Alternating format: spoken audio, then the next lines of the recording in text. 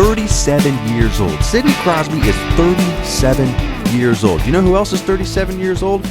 I'm 37 years old. You know what I did the other day?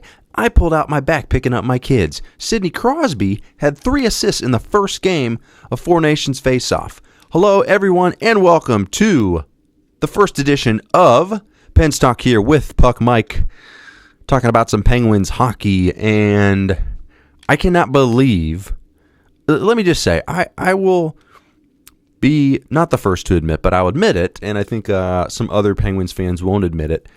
You know, I think I've taken for granted Sidney Crosby, being able to watch Sidney Crosby all the years that I've had. And before that, Mario Lemieux.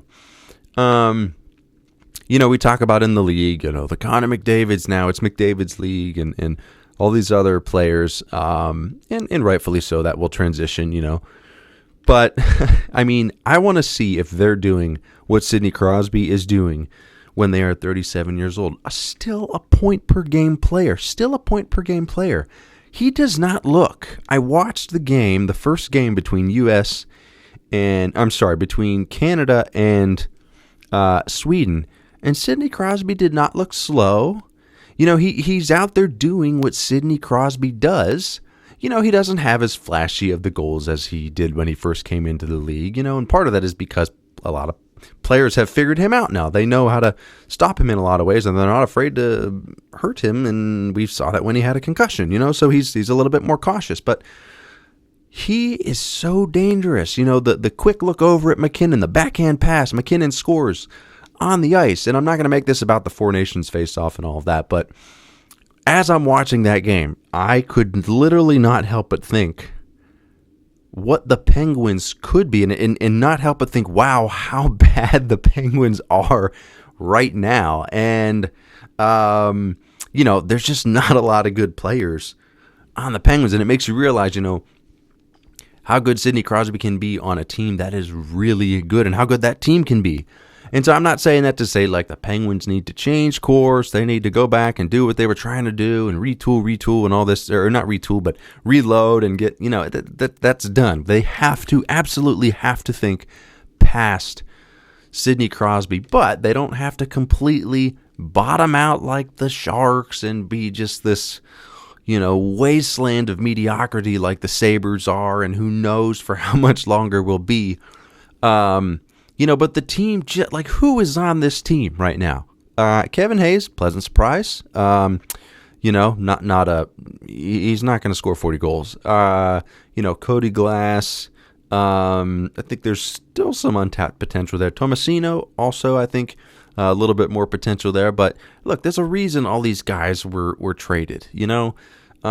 These aren't guys that were selected for their team for the Four Nations face-off. And so, you know, it just really made me think watching that game, what a difference it is to see not just how good Sid is, but the impact that Sid can bring on a team that is good versus the impact that Sid can bring on a team that has really bad players. And that's kind of what we're seeing right now. Now, okay, I don't disagree with the method that is being done right now with Kyle Dubas in the Penguins. I would have done all of the same things minus, I would have done the Karlsson trade again, probably, to be honest, because it unloaded some really terrible contracts.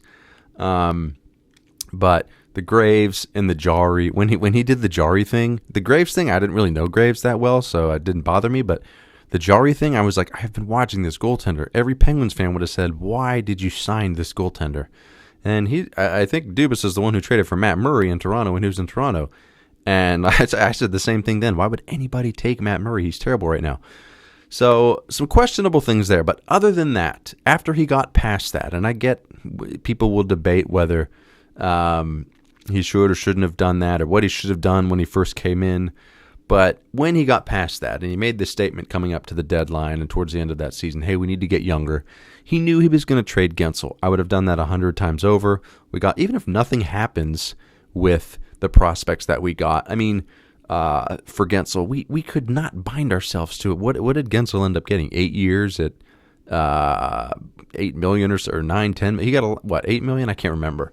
You know, but Penguins cannot lock themselves up for that right now going into the next phase. It would completely cap strap them way past when Crosby is going to be here, which is probably 2 or 3 years max, 2 or 3 more years max, I would say. So, where do the Penguins go in light of that? It's and all these people talking about Sidney Crosby. If you are a sports analyst or sports newscaster right now talking about Sidney Crosby being traded, and you're like actually serious, share your opinion. Let's fantasize. It's literally never going to happen. If you're doing that, then you don't know Pittsburgh sports. You're not following Pittsburgh sports close enough to know that he's never going to do it. This is not Ray Bourque trying to win a cup. This is Sidney Crosby, who's already won cups.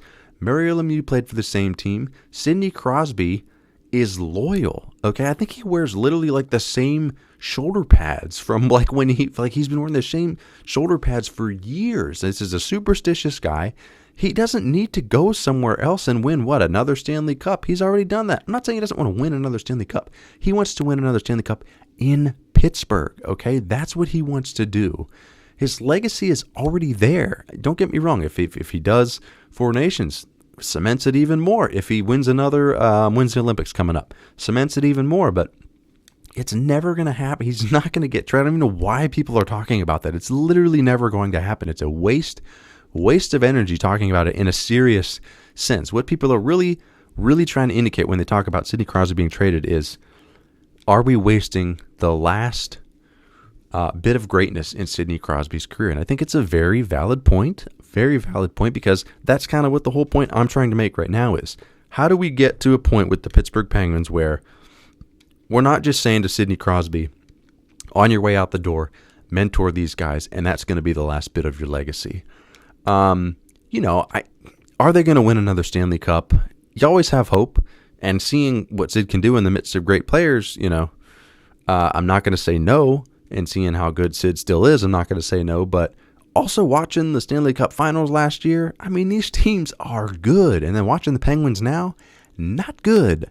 So, you'd hope there's a little bit more to the end of Crosby's legacy than, hey, show these guys some X's and O's on the chart on your way out the door, show them around, help them, guide them as they develop, and you'll be remembered. Like, you hope it's more honorable than that, right? Like, you don't want them to go out when they're, Sidney Crosby's final game and the Penguins finished, 29th in the league. Thank you for your service. Like, so, I mean, you would hope at the very least, like, by the time, this is what my hope would be, and I do think it's possible that the retool that they're going through right now will be on the upside on the last year of Sidney Crosby's contract, meaning maybe they would make the playoffs that year and hope to make, at least have some hope to make a run and hope to win, because that's how Sidney Crosby approaches every single game and everything in his life, because he is a winner. That's what he wants to do. That's what he's always going to do,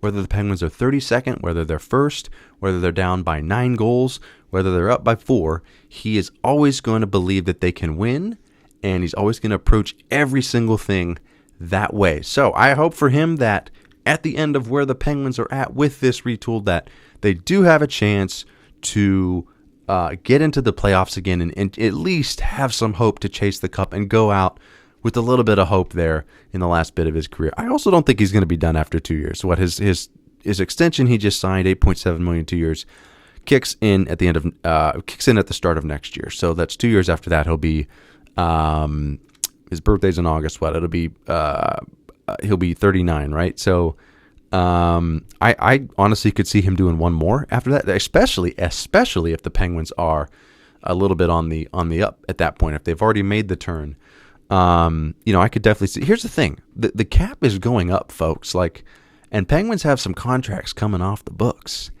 and they're not gonna, nor should they, go after like Mikko Rantanen this offseason. Like, but maybe on the last year of, maybe the year after, or one more year, like, they'll have some money to work with. And if they're on the rise, like, convincing somebody like a Rantanen in the offseason to like sign and hey, we've already, we're past the depths, like Sid's here for another year. We got these young guys, like, there's something here. Like, they can make those big signings at that point, and it's definitely possible. So that's what I hope for the Pens. I hope you're enjoying the Four Nations face-off. I'm going to watch, I think, the game tonight should be a good one, USA and Canada.